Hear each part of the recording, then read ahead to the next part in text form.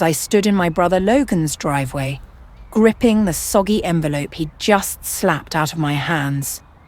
Water soaked through my shoes. My fingers trembled as I bent to pick up the scattered papers. "Pre-approval denied?" Logan shouted loud enough for his friends on the porch to hear every word. "No surprise there, Harper. You can't afford anything except disappointment and cheap coffee."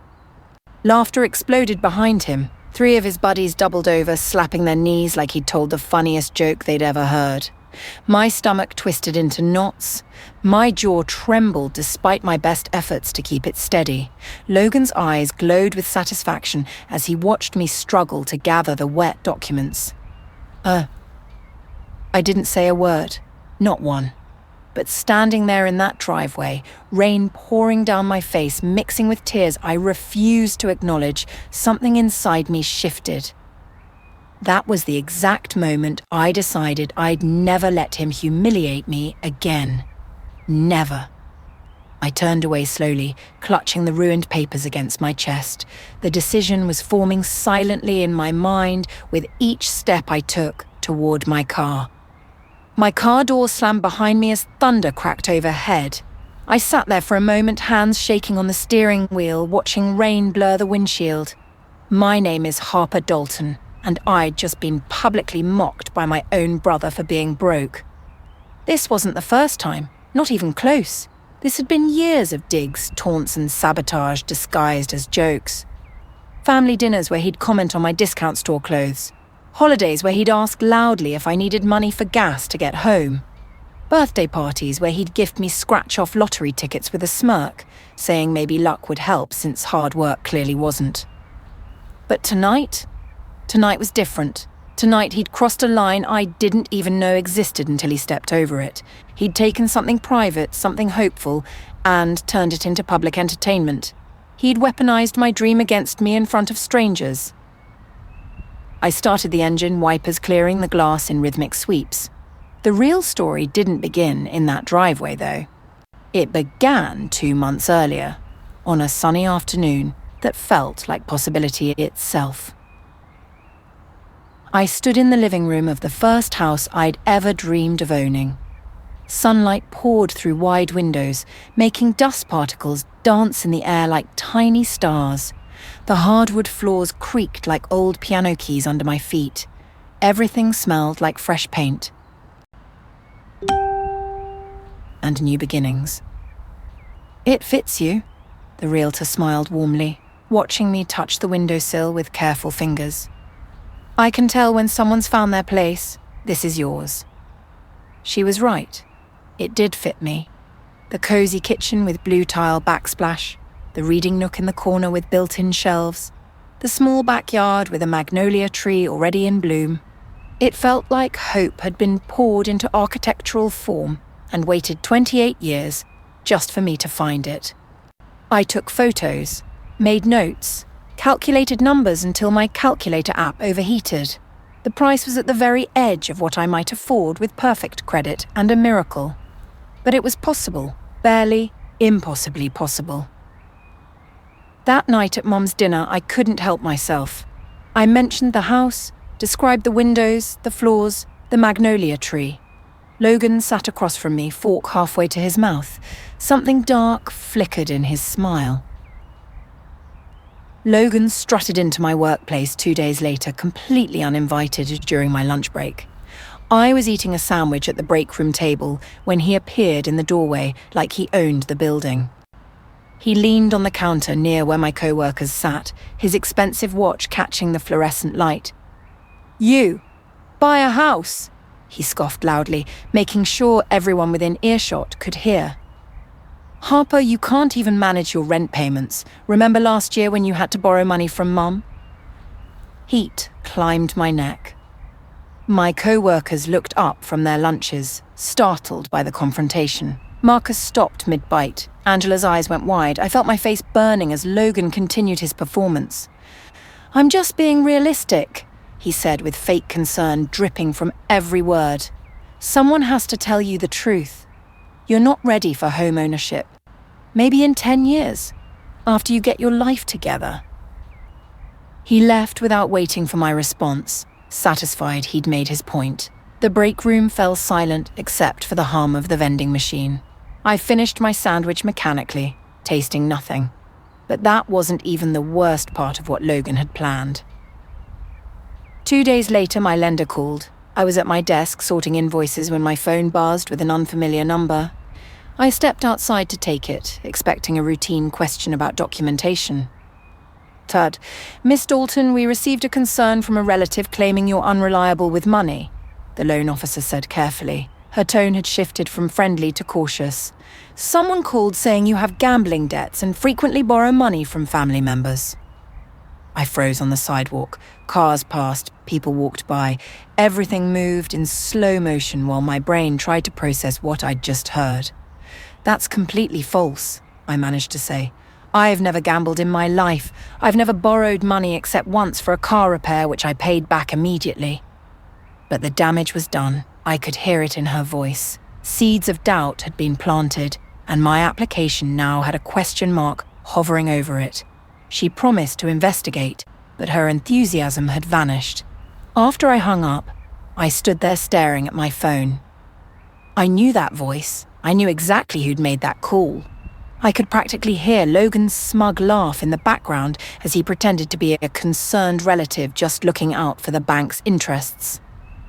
At Mum's birthday dinner the following weekend, Logan raised his champagne glass during the toast. Everyone gathered around the dining table, candles flickering on the chocolate cake Mum loved. She smiled, expecting something sweet from her eldest son.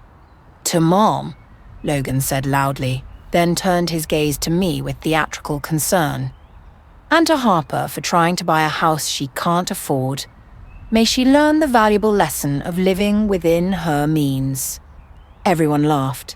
Not cruel laughter, but the uncomfortable kind that happens when someone makes a joke that's almost mean but gets masked as caring. My chest caved inward. I pushed peas around my plate with my fork, silent and small. Uncle Derek chuckled. Aunt Maria shook her head with a smile. Cousin Bradley raised his glass in agreement. Logan studied me from across the table with sick amusement, clearly loving the way I swallowed the humiliation without fighting back. He'd turned Mum's celebration into another opportunity to diminish me in front of our family. He'd made my dream into a punchline. Mum squeezed my hand under the table, but she didn't defend me. She never did. "Logan's just worried about you," she'd say later. "He means well." I washed dishes alone afterward while everyone moved to the living room for cake. Soap bubbles popped between my fingers. Tears blurred my vision, making the plates swim together. I scrubbed harder than necessary, needing to do something with my hands. Why does he hate me so much? The question had haunted me for years. Was it because Dad always called me his little dreamer? Because I'd gotten scholarships Logan hadn't bothered applying for? Because I'd chosen art history while he'd picked business, and somehow my happiness offended his ambition? But beneath the pain and confusion, something colder settled in my chest. Not revenge, not exactly. That word felt too hot, too emotional, too reactive. What I felt was quieter and more dangerous. It was resolve, pure and crystallized. I dried my hands on a towel printed with sunflowers. Through the doorway, I could hear Logan's voice dominating the conversation, holding court like always. I would rebuild, I decided quietly, strategically, without announcements or fanfare. I wouldn't match his cruelty. I would simply become unshakable. The path forward wouldn't be easy, but nothing worth having ever was. My manager Miriam found me hunched over spreadsheets the next morning. I'd arrived early, unable to sleep, pouring myself into work as distraction. She carried 2 coffees and set one beside my keyboard without saying anything at first. She rested a hand on my shoulder after a moment. "You're capable of far more than you give yourself credit for, Harper. I've watched you handle accounts that would make grown men cry. You're organized, dedicated, and honestly too good for this entry-level position." Her words weren't pity. They were observation, delivered with the straightforward and honesty I'd always appreciated about Miriam. She'd been with the company 15 years, worked her way up from receptionist to operations manager. If anyone understood climbing from the bottom, it was her. There's a financial literacy course the company sponsors, she continued, pulling up a chair. And I've been thinking about restructuring our project coordination. You'd be perfect for a specialized role I'm developing. Interested? She also mentioned side opportunities, assisting with quarterly audits, shadowing client presentations, maybe even leading our annual budget review. Each opportunity came with modest additional pay. More importantly, they came with visibility and credibility. I said yes to all of it without hesitation. Nights blurred into early mornings over the following weeks. I took the financial course online after work, sitting at my kitchen table with notebooks and highlighters. Budgeting strategies, credit score optimization, investment basics, mortgage qualification requirements. Every lesson felt like armor I was building piece by piece. I picked up overtime shifts, stayed late organizing files, volunteered for projects nobody else wanted. Each extra dollar went straight into savings. Each new skill went onto my resume. I tracked everything in a spreadsheet that grew longer each week. Trouwage. I wasn't chasing revenge. That felt too shallow, too dependent on Logan's reaction. I was chasing stability, respect, autonomy. All the things his constant belittling had tried to convince me I didn't deserve. Every improvement to my credit score, every addition to my savings account, every positive performance review felt like reclaiming a piece of myself that had been ripped away by years of his insults. Some mornings I woke up exhausted, questioning if all this effort was worth it. Then I'd remember standing in that driveway soaking wet, while Logan laughed. I'd remember the loan officer's suddenly cautious tone. I'd remember pushing peas around my plate while everyone chuckled. Then came the twist neither Logan nor I expected. A month later, I walked into HR expecting a routine check-in about my benefits enrollment. Instead, Miriam sat beside the HR director with a folder and matching smiles that made my heart skip. "Congratulations, Harper," Miriam said, sliding papers across the desk. "We're offering you the project coordinator position we discussed. It's newly created, and you're our first choice." My hands shook as I picked up the offer letter. The raise wasn't massive, about $12,000 more annually, but it was stability, respect, possibility, all typed out in official company letterhead. Health insurance improved. Retirement matching increased. Most importantly, I'd have a title that meant something beyond administrative assistant. I signed immediately, barely able to hold the pen steady. They wanted me to start transitioning within 2 weeks.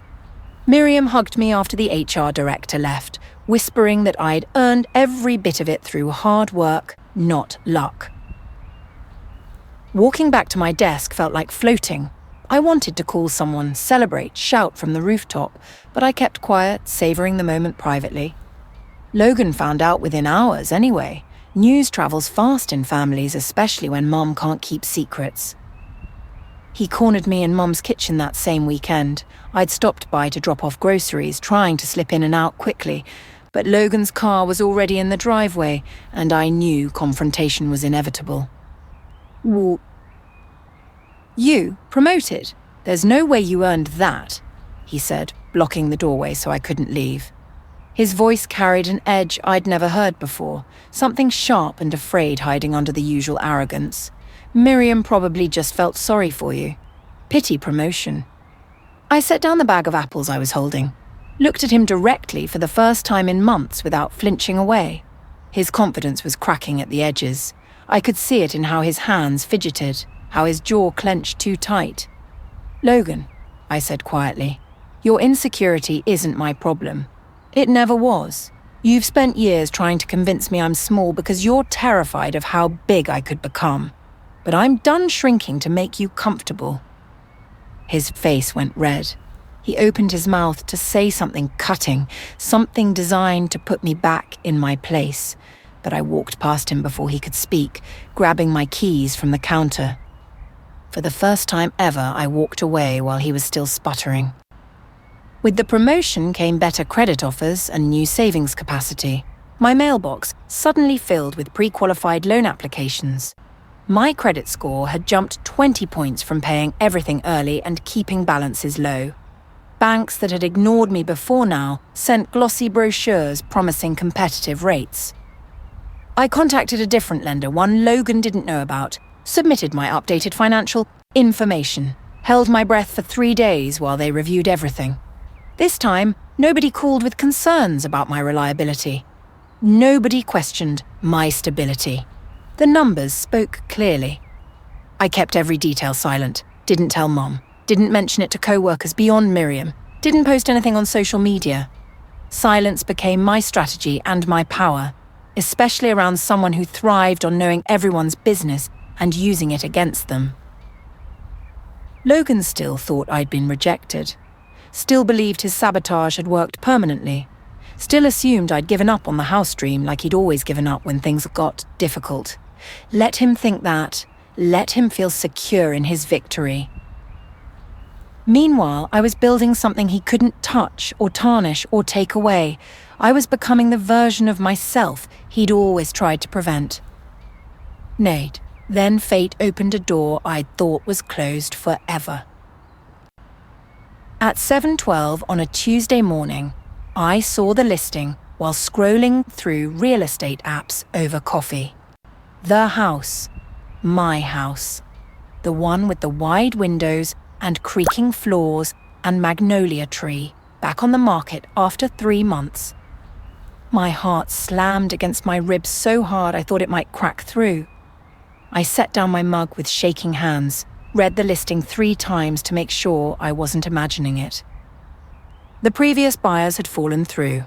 Some issue with their financing. The house had been briefly delisted while the sellers considered their options, but now it was available again for whoever moved first. Same price, same beautiful photos that had captured my imagination months ago. I knew something else too. Logan had tried to buy it shortly after sabotaging my loan. Mom had mentioned it casually, saying he was finally settling down. But he'd failed due to his own overspending. Too many luxury car payments, too many expensive vacations charged to maxed-out credit cards, too much keeping up appearances. The house was available. I was approved. The timing was perfect.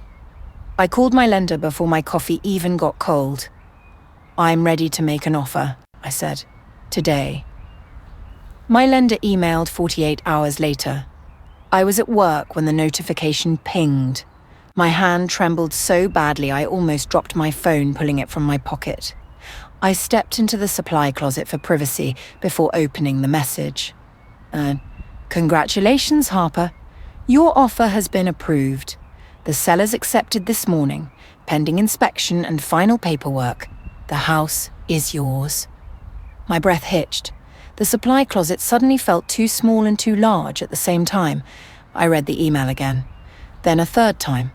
Then once more, just to be absolutely certain I wasn't misreading words. I didn't scream, didn't run through the office announcing my victory, didn't call Mom or post on social media or tell anyone except Miriam, who hugged me and promised to keep it confidential until closing. I just smiled at the screen, holding my phone against my chest. This moment belonged to me alone. Private, pure, untouched by anyone else's opinion or judgment or jealousy. Logan still assumed he had a chance at the house. Mom had mentioned he was putting together a better offer. He thought his connections and charm would win eventually. He always thought that. Meanwhile, I had a signed purchase agreement in my email. Logan strutted into the open house the following Sunday with his usual swagger. I'd arrived early, ostensibly to look one more time, but really to be there for this exact moment. I stood near the kitchen, pretending to examine cabinet hinges. "Just letting you know," he announced to the realtor loudly enough for the 4 other visitors to hear, "don't bother showing it to anyone else. I'm buying this house. I'm putting in an offer this week that'll blow away whatever lowball offers you've gotten." The realtor, a patient woman named Grace who'd worked with me through every detail, gave him a polite smile. Then she pointed at the sold sign leaning against the wall behind her desk, the one she'd just picked up from her car. "Oh, I'm sorry," Grace said with professional sympathy that didn't quite hide her satisfaction. "It's already sold. Closed yesterday, actually. The new owner is Harper Dalton." She gestured toward me. Every head in the room turned. Logan spun slowly, his confident smile freezing, then cracking like ice under weight. You bought it." His voice climbed higher than I'd ever heard. "You can't. There's no way you could afford." His face went from pale to red in seconds. A vein pulsed in his forehead. His hands clenched into fists at his sides.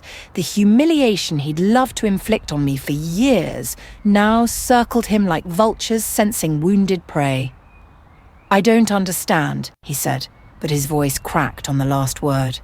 He looked around at the strangers watching this family drama unfold. "This isn't possible. You were denied. You failed." The other visitors had stopped pretending to look at closets and countertops. They were watching us now, sensing something dramatic was happening. An older couple by the windows exchanged glances. A young woman near the fireplace held her phone like she might record this. I could have stayed silent, could have let Grace handle it, could have taken the high road and slipped out gracefully. But something in me, some piece that had been stepped on too many times, needed to speak. "You shouldn't underestimate people, Logan," I said quietly. Calmly, without anger or triumph, just stating a simple fact. Especially family. He stared at me like I'd spoken a foreign language. Then he turned and stormed out, nearly knocking over Grace's sign on his way. The door slammed behind him so hard the windows rattled. His downfall was just beginning, though I didn't know it yet. Over the next week, pieces of information reached me through Mom's worried phone calls. Logan had missed payments on his car lease. 2 credit cards were maxed out with minimum payments overdue. He'd gotten written up at work for snapping at a client during a presentation. "He seems so stressed lately," Mom said during one call. "I'm worried about him. He keeps talking about that house, about how you stole it from him somehow." I didn't correct her word choice. Didn't point out that you can't steal something that was never his. Didn't mention that his obsession with beating me, with proving I was less than him, had drained his finances and his focus and his energy. "Maybe he needs to talk to someone," I suggested gently. "A financial advisor or maybe a therapist." Mom sighed. "You know Logan. He won't admit he needs help." Meanwhile, I prepared for closing day, scheduled movers, bought curtains, picked out paint colours. Every practical task felt like claiming more territory in my new life. Every decision was mine alone. I wasn't gloating, wasn't rubbing anything in anyone's face. I was simply moving forward while Logan remained stuck in the past, obsessing over a house he'd never owned. Mom came over to help me pack my apartment 2 weeks before closing. We worked quietly for an hour, wrapping dishes in newspaper and filling boxes. Then she found the denied pre-approval letter while sorting through my desk drawer. Her face tightened as she read it. She looked up at me with an expression I'd never seen before, something between devastation and fury. "He sabotaged your loan. Logan called your lender pretending to be a concerned relative." I nodded. There was no point in lying or protecting him anymore. The truth was written right there in the denial reasons, the notes about concerning financial behavior reported by family member. "Harper, why didn't you tell me?" Her voice shook. She sat down on the couch, still holding the letter. "This is beyond sibling rivalry. This is cruel. This is sabotage." "I wanted to handle it myself," I said. "And I did." She was quiet for a long moment. Then she carefully folded the letter and put it in her purse. "I need to think about some things," she said. "About how I've let him treat you. About what kind of boundaries I should have set years ago." Mom wasn't angry at me. She was devastated by Logan, maybe for the first time really seeing what he'd become. At Sunday dinner the following week, Mom didn't seat Logan at the head of the table like usual. That spot had always been his. The position of honor, the patriarch in training, the golden child. Instead, she put him in the middle, between Aunt Maria and Uncle Derek. When he tried to brag about a work deal, she changed the subject. When he made a joke about my lucky house purchase, she didn't laugh. When he mocked Uncle Derek's new electric car, she shut him down immediately. "We don't treat family like that," Mom said firmly. The table went silent. Logan stared at her like she'd slapped him. We support each other. We celebrate each other's victories. We don't tear each other down to feel superior. It wasn't a speech, it wasn't dramatic, it was just Mum, quietly and finely, setting a boundary that should have been set years ago. But it hit Logan harder than anything I could have done or said. His face flushed. He pushed peas around his plate, the same helpless gesture I'd made countless times at this very table. For once, he was the one feeling small. For once, someone was holding him accountable. He left early, mumbling something about work in the morning. Nobody tried to stop him. I signed the final documents with steady hands. The closing attorney walked me through each page, explaining title insurance and deed transfer and escrow releases. My hands didn't shake, my voice didn't waver. I signed my name 23 times, each signature feeling like a declaration of independence. The house was officially mine, keys in hand, title in my name, mine. I drove there alone, no celebration party or champagne toast. Just me and a building that represented everything I'd fought for. I walked through the empty rooms, my footsteps echoing on the hardwood floors. I stood in the living room and let sunlight pour through those wide windows I'd fallen in love with months ago. The magnolia tree outside had dropped some petals. They covered the back porch like pink snow. Everything smelled like possibility and fresh starts and quiet victory. I took a photo of just the sunlight on the floor, didn't post it anywhere, didn't need to. This moment wasn't for an audience. It was for me.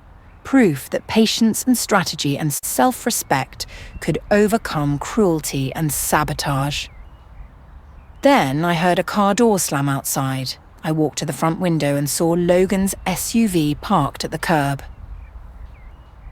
He didn't step out of his vehicle at first, just sat there in the driver's seat staring at the sold sign still planted in my front yard. I could see his face through the windshield, something between anger and disbelief, and maybe, finally, understanding. I didn't hide, didn't rush to close the curtains or pretend I wasn't home. I just stood in my living room, visible through the window, and waited. If he wanted to confront me, fine. This was my property now, my space. He couldn't take it from me. After 5 long minutes, he started the engine. Didn't knock on my door, didn't get out to yell or argue or try to diminish my achievement one more time. He just drove away slowly, defeated in a way I'd never seen him before. I realized something important in that moment. I didn't need his acknowledgement, didn't need his apology, didn't need him to admit what he'd done or recognize what I'd overcome. His opinion of me, good or bad, was irrelevant to my success. I simply locked the door behind me and went back to measuring windows for curtains. There was work to do. Instead of engaging with Logan's attempts at contact over the next few weeks, I returned to my routine. Work, where I was already training 2 new hires and implementing a filing system that saved the department hours each week. Unpacking, slowly filling my house with furniture and books and plants. Decorating, choosing paint colours and hanging pictures, and making the space reflect who I was. Peace, real peace, the kind that comes from knowing you've built something through legitimate effort, rather than tearing someone else down. Logan called Mum to complain, said I was being cold and distant, said I was rubbing my success in his face by refusing to engage, said I should be more understanding of how hard this was for him. Mum, to her credit, refused to mediate anymore. Harper's allowed to live her life without constantly managing your feelings about it, she told him. I heard about it later through Aunt Maria, who was proud of Mom for finally holding the line. His world was collapsing inward, and for once it had nothing to do with me. I wasn't pulling the strings or orchestrating his downfall. I was simply absent from his drama. Word reached me through a former co-worker who'd moved to Logan's company. We met for coffee, and she mentioned him casually, not knowing we were related at first. Then she connected the dots and looked uncomfortable. "Your brother lost a major client last month," she said carefully.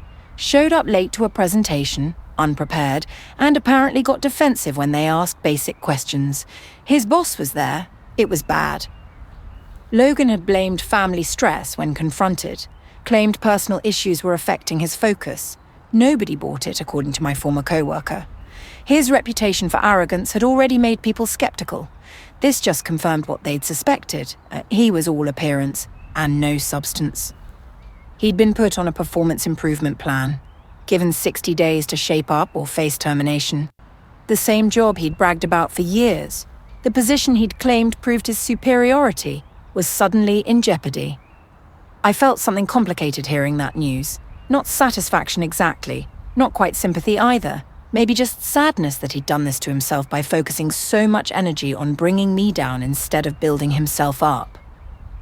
Meanwhile, I got an unexpected email that same afternoon. The company sent notification through Miriam. I'd been selected for a statewide leadership development program starting in 3 months. It was competitive.